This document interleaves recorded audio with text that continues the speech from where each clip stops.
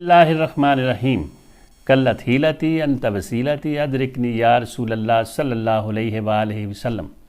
We must teach our children how to think, not what to think. मैं हूं professor Mohammad Munir Qadri. जी वकार नाजरीन और ख़ास तौर पर अज़ीज़ तलबा व तालबात, मेरी आज की इस गुफ्तगू को बड़े गौर से सुनें। मैं तलबा व तालबात को इम्तहानी पर्चा हल करने के लिए जब आप सेंटर में जाते हैं तो उसके लिए चंद ज़रूरी हदायत देने लगा हूँ। पहली बात याद रख लें कि इम्तहान से पहले आप बाल पॉइंट या पॉइंटर जो आपको सूट करे, जिससे आप बहुत अच्छा लिख सकते हैं, वो कोई एक मुंतखब करें और मुसलसल फिर उसके साथ ही टेस्ट दें, बार बार लिखें और 3 उंगलियों को लोहा बना लें, मुसलसल उसके साथ लिखें ताकि वो आपके हाथ पर बैठ जाए। तो एक तो ये मामूल बनाएं कि मुसलसल ये एक मुंतखब कर लें। इसके अलावा इम्तहान में जब आपने जाना है तो उससे पहले एग्ज़ामिनेशन किट एक दिन पहले डेट शीट के मुताबिक आप रोल नंबर स्लिप, शनाख्ती कार्ड अपना, बाल पॉइंट, पॉइंटर, मार्कर, हर चीज़ जो है उसको तैयार करके जो भी आप साथ लेके जाना चाहते हैं, बॉक्स, ज्योमेट्री बॉक्स वगैरह, उसमें डाल लें ताकि सुबह सुबह आपको मसला न पड़े। फिर उस रात 6 घंटे ज़रूर नींद लें। ये बहुत बड़ा मसला है, सोना ज़रूरी है ताकि आपका कॉन्शियस, सब कॉन्शियस और अनकॉन्शियस सही तरह काम करे, माइंड आपका सही काम करे। तो ये ज़रूरी है सोना। और सुबह नाश्ता हर सूरत करें, सादा नाश्ता करें और नाश्ता करके जाएं। और जब जाएं तो पहले उससे वाशरूम से होकर जाएं और इम्तहानी सेंटर में जब पहुँचें तो रिलैक्स, बिल्कुल दिमाग को बिल्कुल रखें। ये नहीं आखिरी तक किताब पकड़ के पढ़ते रहें।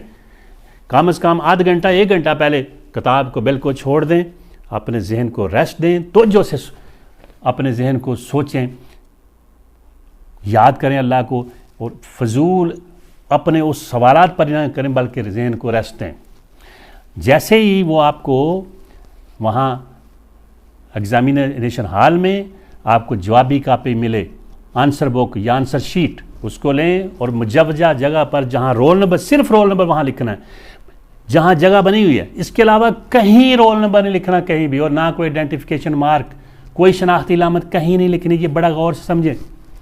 जैसे ही आपको फिर क्वेश्चन पेपर मिले, उसमें क्वेश्चन पेपर के ऊपर सवालिया पर्चे के ऊपर रोल नंबर लिखना है। इसके अलावा कुछ नहीं लिखना, कोई पॉइंट्स, किसी सवाल के जवाब वो किसी सूरत में लिखने, इस पर भी केस बन सकता है।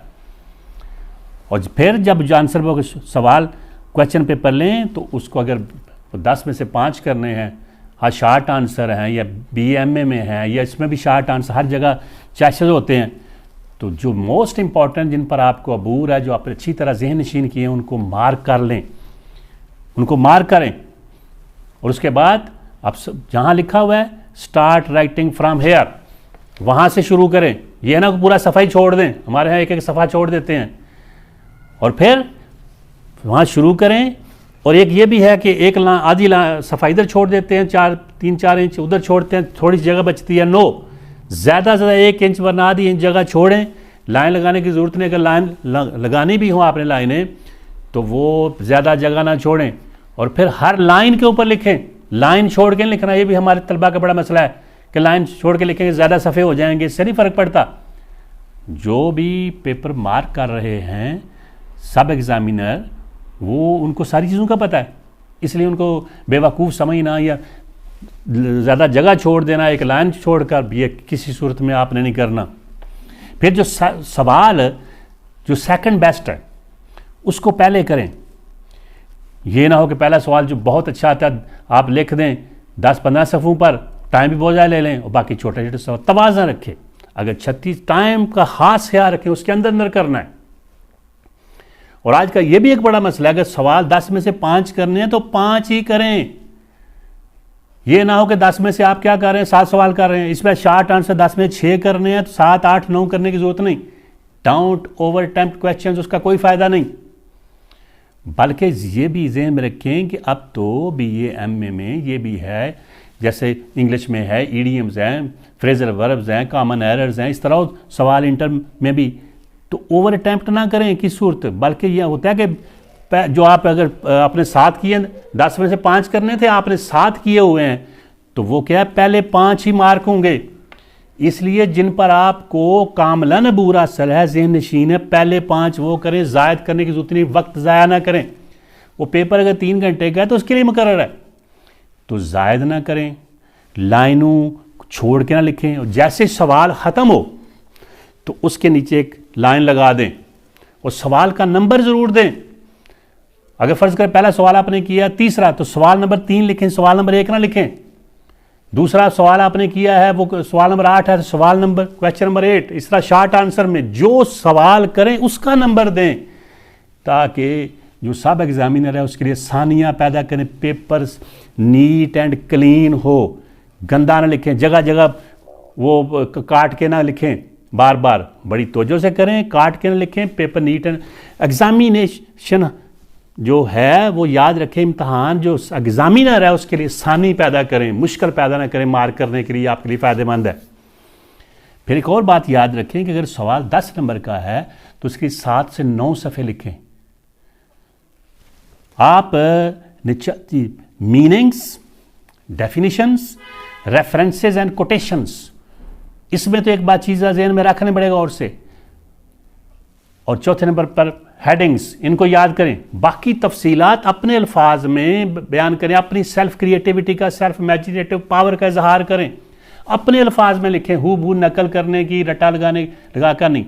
हाँ, मैंने कहा मीनिंग्स मानी, डेफिनेशन तारीफ़ात या रेफरेंसेस हैं, कोटेशन से मराद है को अहादीस हैं, मुफक्करीन के फ़लसफ़ियों के मकूले हैं, वो हू बहू लिखें। और मेन पॉइंट्स पॉइंट बना के अपनी तरफ से भी आप पॉइंट बना सकते हैं हर सवाल का, उससे मुतल्लिका। फिर कोशिश करें मैक्सिमम रेलेवेंट लिखें, लेकिन अगर उससे मुतल्लिका जो मवाद भी आपके पास इररेलेवेंट टू सम एक्सटेंट, वो भी लिखें और खुल कर लिखें और खूब लिखें। तो इन चीज़ों का ज़हन में ख्याल रखें। पेपर के दौरान आपने कोशिश करनी है मैक्सिमम, ये बार बार जी आप वाशरूम में जा रहे हैं, खड़े होकर पानी पी रहे हैं, कोई वक्त ज़ाया ना करें, ना किसी से पूछें, ना किसी को बताएं, सारी तवज्जो अपने पेपर पर मरकूज़ रखें, इधर उधर देखने की ज़रूरत नहीं, बार बार किसी से खबरदार किसी से पूछने की ज़रूरत नहीं। तो ये इस चीज़ों का ख्याल रखें, वक्त किसी सूरत ज़ाया ना करें, उलझें किसी से ना।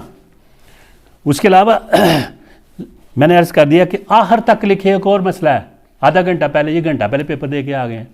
अगर किसी वजह से आपने 10 मिनट, 15 मिनट, 20 मिनट, आधा घंटा पहले पेपर कर लिया है, तो फिर भी तवज्जो से सुने, क्या करना है, उसको बार बार पढ़ें। आप जो समझते हैं कि आपने बहुत ही अच्छी तरह से पेपर किया है, सवाल कर लिया, आप समझ रहे हैं, यकीन करें अगर आप बड़ी तवज्जो के साथ उसको दोबारा पढ़ेंगे, गौर से पढ़ेंगे, तो कोई ना कोई गलती निकल आएगी। जब तक वो पेपर आपसे छीने ना, किसी सूरत पेपर ना दें। सवाल शुरू से लेकर बार बार बड़ी तवज्जो से, गहराई से, गहराई से उसको पढ़ें, तो यकीनन उसमें से नई चीज़ें जो हैं, जहाँ छोटी मोटी गलतियाँ निकलें, उनको दुरुस्त कर लें। तो आखिर तक बैठे रहें, ये ना हो कि आप पेपर, मैम जी मुझे तो बड़ा अच्छा आता था, मैं कर लिया है, जो जैसे ही आप पढ़ेंगे बार बार कोई ना कोई गलती छोटी मोटी निकल आएगी, उसको हल करें। फिर मैंने अर्ज़ कर दिया है कि पेपर के दौरान, पूरे पेपर के दौरान आपने कोशिश करनी है कि किसी भी हवाले से, किसी भी तरह से वो जो अमला है उसको शिकायत का मौका ना दें। अगर कोई मसला हो, किसी उनसे उलझे ना, बल्कि किसी वजह से कोई मामला हो, सॉरी करके कोशिश करें अपने पेपर पर ही फोकस करें, वक्त किसी सूरत ज़ाया ना करें। और आखिर में दीप जलते हैं जो दवाओं से, वो कहाँ बुझते हैं हवाओं से। वमा तौफीकी इल्ला बिल्ला।